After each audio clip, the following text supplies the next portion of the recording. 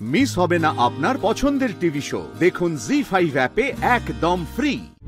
সব শেষ হয়ে গেল, ঢাকার মধ্যে শুধু পড়ে রইল এই বাড়িটা। এই বাড়িটাও আর আপনার বাড়ি নেই কমলেশ রায় বর্মন।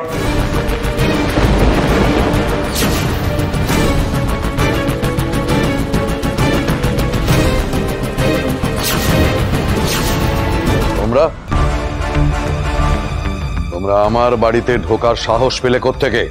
এই বাড়িটা আর তোমার নয় কমলেশ রায় বর্মন। বিশা বাজে বাজে কথা বলছিস। এটা আমার বাড়ি, আমার আমার আমার। এটা দেখলেই তোমার সব কনফিউশন ক্লিয়ার হয়ে যাবে। দেখে নাও।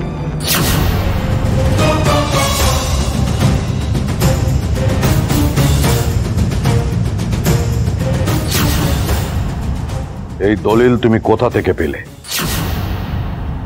আমি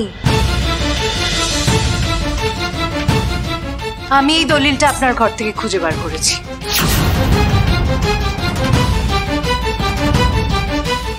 আমার সাথে জালিয়াতি কি করে ভাবলে এই দলিল ছিঁড়তে দেবো আমি তোমাকে? 10 বছর আগে আমার বাবা পুষ্পেন্দু সান্যাল এই বিলটা বানিয়েছিল। এখানে স্পষ্ট লেখা আছে যে তার অবর্তমানে এই বাড়ির মালিক হবে তার স্ত্রী, পুত্র আর কন্যা।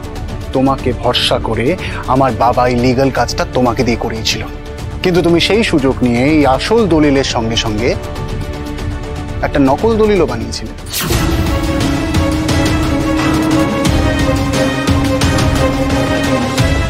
সেখানে লেখা ছিল পুষ্পেন্দু সান্যাল তার সজ্ঞানে এবং স্বেচ্ছায় তার এই বাড়ি কমলেশ রায় বর্মনকে দানপত্র করে দিচ্ছে। আর আসল দলিল সই করানোর সময় ট্রিক করে বাবাকে দিয়ে এই মিথ্যে লেখা নকল দলিলও সই করিয়ে নিয়েছিলেন।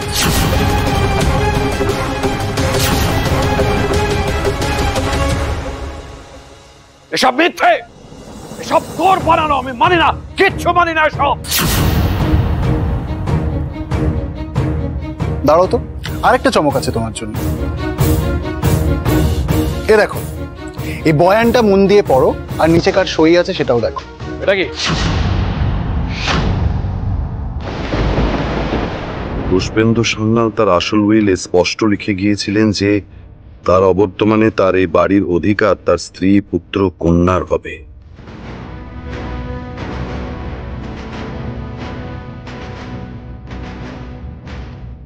কিন্তু আমি কমলেশ রায় বর্মন জালিয়াতি করে এই বাড়ি দখল করে এতদিন ভোগ করছিলাম।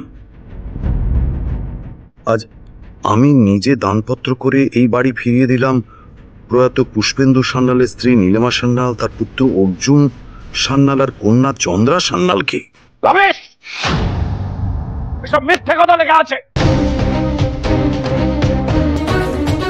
আর ওই নিচে ডান দিকে সইটা,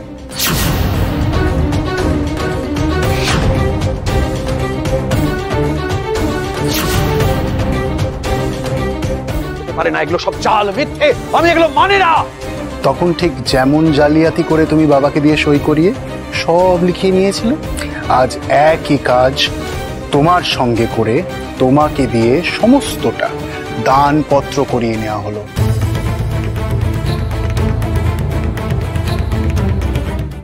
জি5 ডাউনলোড করুন আর সব এপিসোড দেখুন একদম ফ্রি।